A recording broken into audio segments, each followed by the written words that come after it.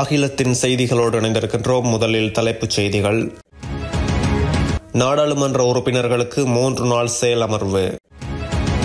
முன்னைய ஜனாதிபதிகளைப் போல் நான் இல்லை, அனுர உறுதி. நாடளாவிய ரீதியில் விசேட சுற்றி வளைப்பு. வெளியான மகிழ்ச்சி தகவல். குறைந்த வருமானம் பெறுவோருக்கு வழங்கப்படவுள்ள வீடுகள். நாடு முழுவதும் லேப் எரிவாயுவுக்கு தட்டுப்பாடு, நெருக்கடியில் மக்கள். காலநிலை மாற்றம் தொடர்பான அறிவிப்பு.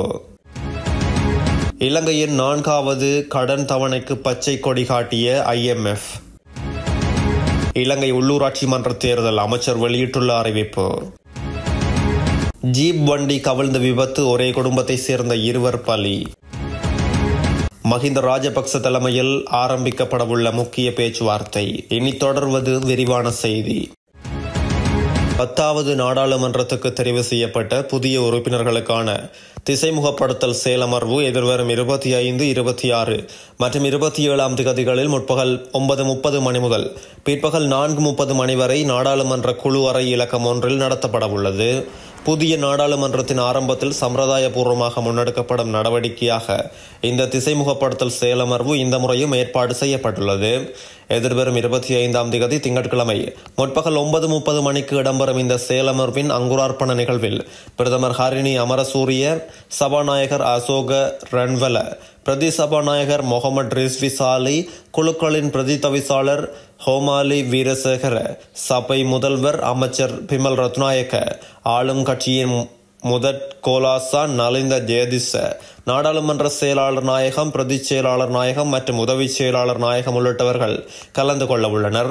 இந்த 3 நாள் செயலமர்வில் நாடாளுமன்ற உறுப்பினர்களின் வகிபாகம், நாடாளுமன்ற சிறப்புரிமைகள், நாடாளுமன்றத்தின் சட்டவாக்க செயற்பாடுகள், நாடாளுமன்ற குழு முறைமை, நாடாளுமன்ற நிலையியற் கட்டளைகள், அரசியலமைப்பின் ஏற்பாடுகள் தொடர்பில் நாடாளுமன்ற உறுப்பினர்களுக்கு விழிப்புணர்வு ஏற்படுத்த உரிய நடவடிக்கைகள் எடுக்கப்பட்டுள்ளன. இதன்போது நாடாளுமன்ற உறுப்பினர்களுக்கு இலத்திரனியல் வாக்களிப்பு முறை குறித்த நடைமுறை அமர்வொன்றும் முன்னெடுக்கப்பட உள்ளது.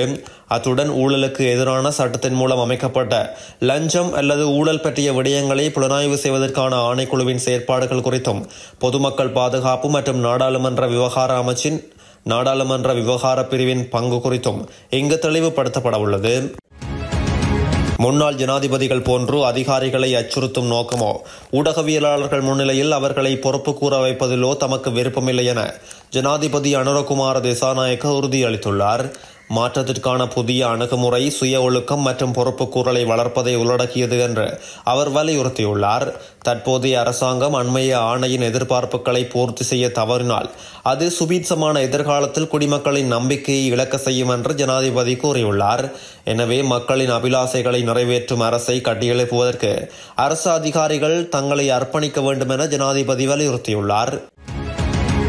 நாடளாவிய ரீதியில் விசேட சுற்றி வளைப்புகள் மற்றும் விசாரணை நடவடிக்கைகள் ஆரம்பிக்கப்பட்டுள்ளதாக நுகர்வோர் விவகார அதிகார சபை தெரிவித்துள்ளது. எதிர்வரும் பண்டிகை காலத்தை முன்னிட்டு இந்த சுற்றி வளைப்பு மற்றும் விசாரணைகள் மேற்கொள்ளப்பட உள்ளது. எதிர்வரும் ஜனவரி மாதம் 15ஆம் தேதி வரை இந்த சோதனைகள் தொடரும் எனவும் கூறப்பட்டுள்ளது. இந்த சுற்றி வளைப்புகளுக்காக மேலதிகமாக விசேட அதிரடிப்படையினர் நியமிக்கப்பட்டுள்ளதாக அந்த சபையின் பேச்சாளர் தெரிவித்துள்ளார். இதேவேளை பொருட்கள் மற்றும் சேவைகளின் விலைகளை காட்சிப்படுத்துவதில் விசேட அவதானத்துடன் சோதனைகளை மேற்கொள்ளுமாறு அதிகாரிகளுக்கு பணிப்புரை விடுக்கப்பட்டுள்ளதாகவும் அவர் தெரிவித்துள்ளார்.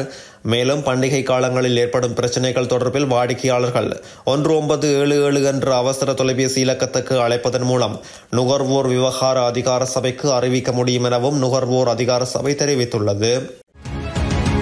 இலங்கையில் குறைந்த வருமானம் பெறும் குடும்பங்களுக்கு வீடுகளை நிர்மாணிப்பதற்கு திட்டம் கைச்சாத்திடப்பட்டுள்ளது.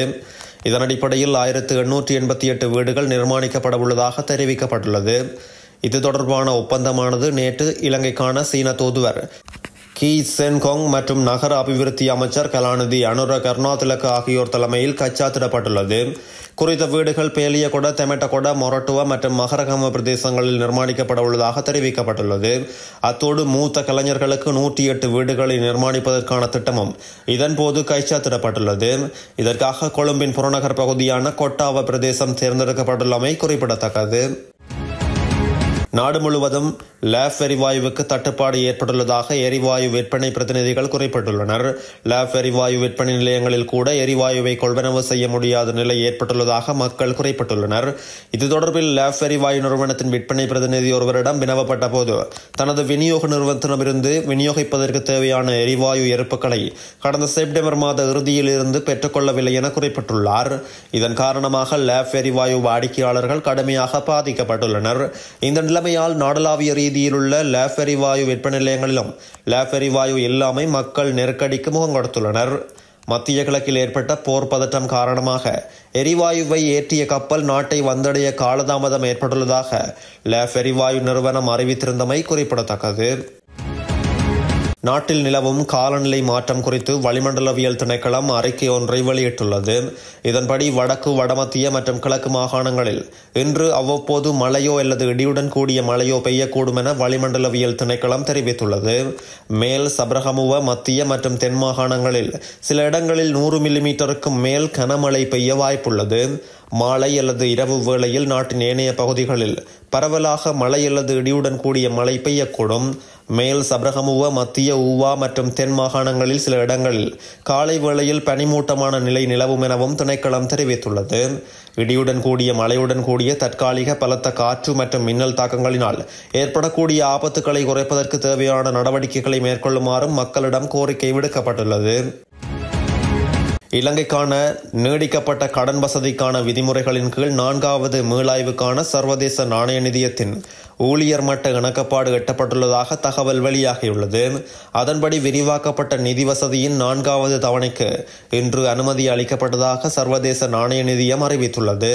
சர்வதேச நாணய நிதியத்தின் முகாமைத்துவமும் அதன் நிறைவேற்று சபையும் இதனை அங்கீகரித்ததன் பின்னர் இலங்கைக்கு சுமார் $333 மில்லியன் பெற்றுக்கொள்ள வாய்ப்பு கிடைக்கும் என குறிப்பிடப்பட்டுள்ளது.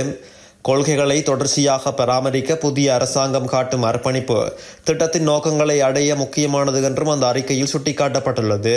அத்துடன் 2023 மார்ச் 20 சர்வதேச நாணய நிதியம் அங்கீகரித்திருந்த இலங்கைக்கான $2.9 பில்லியன் கடன் வசதி 48 மாதங்களில் செயற்படுத்தப்படும் எனவும் தெரிவிக்கப்பட்டுள்ளது. இதேவேளை சர்வதேச நாணய நிதியத்தின் பீட்டர் ப்ரூவர் தலைமையிலான தூதுக்குழு நவம்பர் 17 முதல் இந்த நாட்டில் தங்கியிருந்தனர். சர்வதேச நாணய நிதியத்தின் நீடிக்கப்பட்ட நிதி வசதி திட்டத்தின் கீழான 3வது மதிப்பாய்வு வெற்றிகரமாக நிறைவடைந்துள்ளதாக அரசாங்கம் நேற்று அறிவித்திருந்தமை குறிப்பிடத்தக்கது. இலங்கை உள்ளூராட்சி மன்ற தேர்தலை அடுத்த வருட ஆரம்பத்தில் நடத்துவதற்கு திட்டமிடப்பட்டுள்ளதாக தெரிவிக்கப்பட்டுள்ளது. குறித்த விடயத்தை இலங்கை வெளிவிவகார, வெளிநாட்டு வேலைவாய்ப்பு மற்றும் சுற்றுலா அமைச்சர் விஜித ஹேரத் தெரிவித்துள்ளார். கண்டியில் இன்று ஊடகங்களுக்கு கருத்து தெரிவிக்கும் போது அவர் இதனை குறிப்பிட்டுள்ளார். இதன் அடிப்படையில் உச்சநீதிமன்றம் வழங்கிய தீர்ப்பின்படி உள்ளூராட்சி மன்ற தேர்தலை விரைவில் நடத்த ஏற்பாடுகள் செய்யப்படும் என அவர் குறிப்பிட்டுள்ளார். அத்துடன் 2 வருடங்களுக்கு முன்னர் வழங்கப்பட்ட உள்ளூராட்சி மன்ற தேர்தல் தொடர்பான வேட்பு மனுக்களில் சில வேட்பாளர்கள் உயிரிழந்துள்ளதாகவும் மற்றும் சிலர் நாட்டை விட்டு வெளியேறியுள்ளதாகவும் அவர் சுட்டிக்காட்டியுள்ளார்.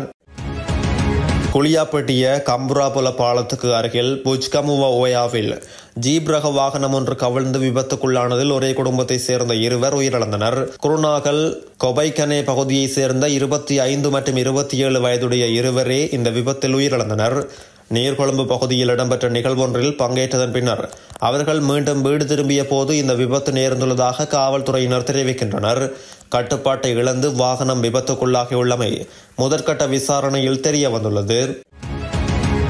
ஸ்ரீலங்கா பொதுஜன பெரமுனவை கடந்த காலங்களில் பிரதிநிதித்துவப்படுத்தி பின்னர் பிரிந்து சென்ற உறுப்பினர்களை மீண்டும் கட்சிக்குள் இணைப்பதற்கான கலந்துரையாடல்கள் ஆரம்பிக்கப்பட உள்ளதாக தெரிவிக்கப்படுகிறது. முன்னாள் ஜனாதிபதி மஹிந்த ராஜபக்ச தலைமையில் இந்த பேச்சுவார்த்தை இடம்பெறவுள்ளதாக தெரிவிக்கப்படுகிறது. இதன்படி மொட்டு கட்சியிலிருந்து தற்போது நாடாளுமன்றத்துக்கு தெரிவாகியுள்ள 3 நாடாளுமன்ற உறுப்பினர்களும் அந்த கட்சியில் இருந்து விலகி ஏனைய கட்சிகளிலிருந்து நாடாளுமன்றத்துக்கு தெரிவான நாடாளுமன்ற உறுப்பினர்களும் நாடாளுமன்றத்தில் ஒரே குழுவாக செயற்படுவது தொடர்பில் கலந்துரையாடியுள்ளனர். இதேவேளை நாடாளுமன்றில் எதிர்க்கட்சியை பிரதிநிதித்துவப்படுத்தும் நாடாளுமன்ற உறுப்பினர்களை இந்த குழுவில் சேர்ப்பது குறித்து ஸ்ரீலங்கா பொதுஜன பெரமுன கவனம் செலுத்தி வருவதாக மேலும் தெரிவிக்கப்பட்டுள்ளது. இத்துடன் அகிலம் செய்திகள் நிறைவடைகின்றது. எமது அடுத்த பிரதான செய்திகளை தெரிந்து கொள்ள அகிலத்தோடு இணைந்திருங்கள்.